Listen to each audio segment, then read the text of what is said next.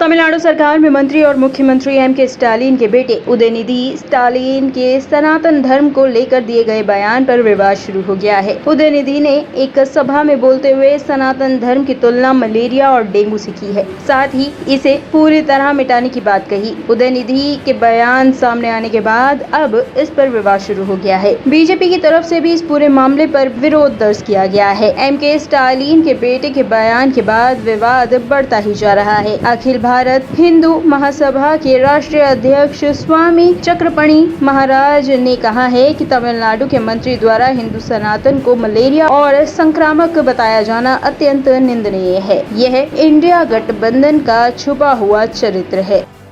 India गठबंधन के Tamil Nadu Stalin के मंत्रालय के एक उदय निधि स्टालिन ने मंत्री ने जिस प्रकार से हिंदू सनातन के खिलाफ आपत्तिजनक टिप्पणी की है और बोला है कि हिंदू सनातन धर्म एक संक्रामक है, एक मलेरिया है, उसको समाप्त करने का संकल्प लिया, यह निश्चित रूप से कहीं न कहीं इंडिया गठबंधन के जो चरित्र है उसको दिखाता है, उसको दर्शाने का काम किया है।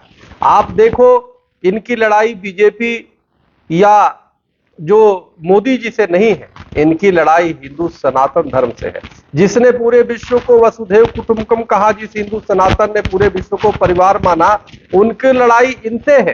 तो इसलिए यह हिंदू सनातनी समझ ले कि यह जो वर्तमान में इंडिया गठबंधन है, वो आज वर्तमान में जो लड़ाई होगी राजनीतिक, वह सूर असुरों की लड़ाई होगी, क्योंकि हमेशा असुर चाहते थे कि हिंदू सनातन का नष्ट हो, कैसे सनातन परंपरा को नष्ट हो, और यूनान मिस्र रोमा सब मिट गए, जहां से कुछ बात है कि हस्ती मिटती नहीं। हमारी हिंदू सनातन हमेशा था, है और रहेगा, किसी के मिटाने से नहीं मिटेगा। कितने मलेच्छाए, कितने आपदाएं आई, सब वो खत्म हो गए, और कितनी संस्कृति आई, हिंदू सनातन ने उसको अपने आप में आत्मसात कर लिया।